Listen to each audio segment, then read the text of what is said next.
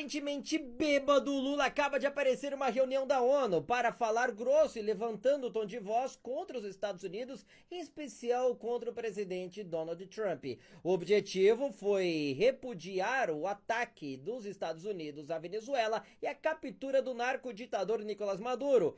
No entanto, o petista mal terminou de falar e uma embaixadora da Venezuela resolveu levantar ainda mais o tom de voz e aos berros mandou o petista calar a boca e sentar no lugar dele.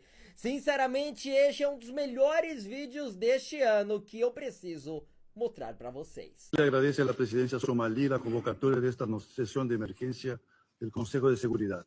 Brasil rechaza de manera categórica y con la mayor firmeza la intervención armada en territorio venezolano en flagrante violación de la Carta de las Naciones Unidas y del derecho internacional.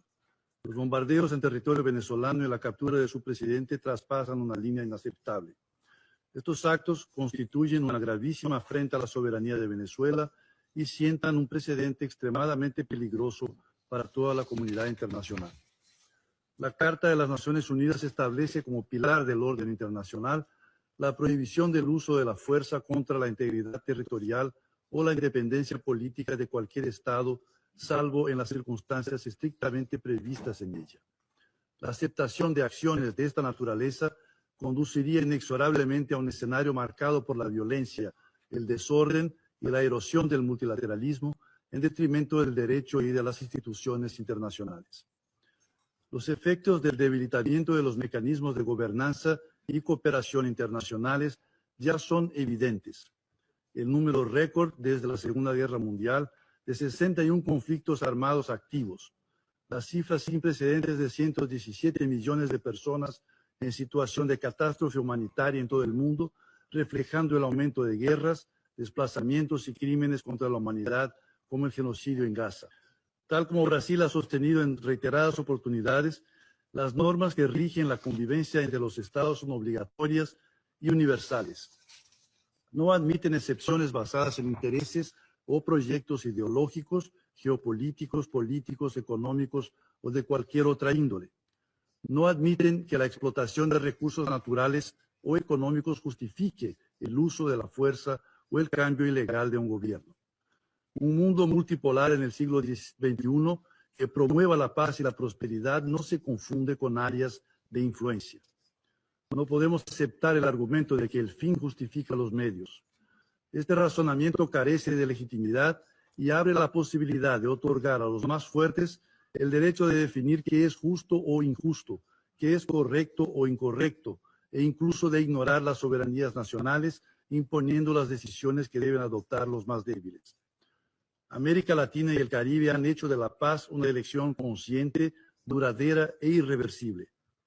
El recurso a la fuerza en nuestra región evoca capítulos de la historia que creíamos superados y pone en riesgo el esfuerzo colectivo por preservar la región como una zona de paz y cooperación, libre de conflictos armados, respetuosa del derecho internacional y del principio de no injerencia. É a primeira, a segunda, a terceira e nem será a última vez que este vagabundo vai falar o que nós escutamos aqui. Mais uma vez, a presidência, a diplomacia do nosso país coloca o Brasil em rota de colisão com os interesses dos Estados Unidos e afrontando a soberania, a democracia, o Estado democrático de direito. Eu digo isso porque apoiar uma narcoditadura beira o absurdo.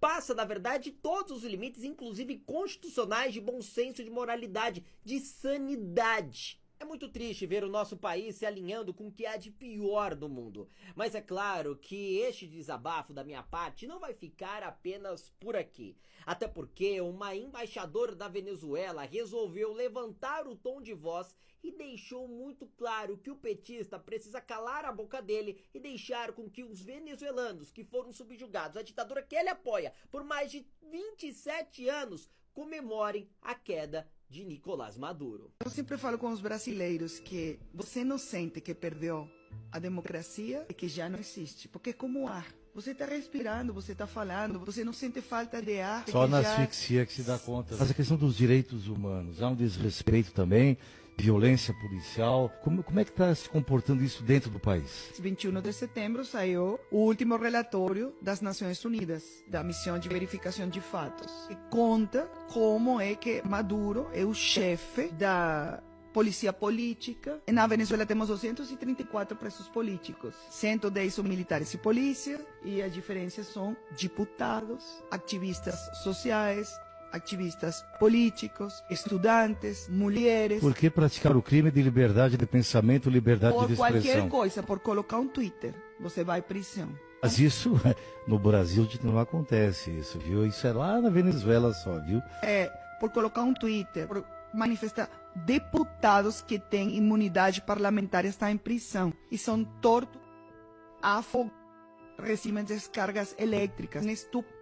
Isso está comprovado pelas Nações Unidas e é um informe que tem uma metodologia importante, porque são testemunhos das vítimas, testemunhos de seus familiares, testemunhos de pessoas que sobreviveram à prisão e testemunhos dos próprios que saíram, fugiram e contam a história. Parabéns para essa embaixadora venezuelana que colocou o petista no devido lugar.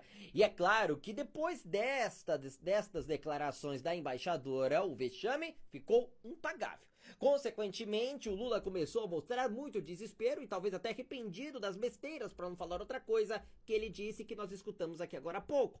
Eu digo isso porque a militante da Globo, Daniela Lima, apareceu sendo porta-voz mais uma vez do petista, dizendo o seguinte: da incredulidade vai a certeza de que deve haver uma ação dos Estados Unidos para interferência nas eleições aqui do Brasil. Como, Daniela? Que tipo de interferência? Muito por dar declarações a favor deste ou daquele candidato, deste ou daquele campo, mas principalmente por conta das Big Techs. E aí o Planalto já tem uma ordem, que é a de monitorar a reação das Big Techs à influência que Donald Trump está tentando exercer nos países da América Latina e do Caribe. Honduras foi alvo de pressão do presidente dos Estados Unidos. A Argentina, como já mencionei, na Colômbia é esperado e aqui não será diferente. Duas preocupações, tá? O TSE vai estar com uma composição, Tribunal Superior Eleitoral, vai estar com uma composição que a gente ainda não viu jogar. A grande verdade é que o Lula não sabe mais como controlar a internet, muito menos o povo brasileiro nas ruas. O que ele quer, na verdade, é censurar a população e determinar o que podemos ou não falar, como inclusive já foi feito com muita gente da direita, com a turma da oposição. Muitos inclusive estão hoje atrás das grades, como o próprio presidente Jair Bolsonaro, por simplesmente manifestar suas opiniões. E detalhe, tudo isso sendo feito hoje com apoio de quem deveria guardar as nossas leis. Vejam só que coisa curiosa. Nós temos hoje um governo federal do PT se dizendo a favor da democracia e do Estado Democrático de Direito. Inclusive pessoas estão detidas hoje, respondendo por processos que muitas das vezes não sabem sequer quais são as efetivas acusações, justamente por tentativa de golpe de Estado.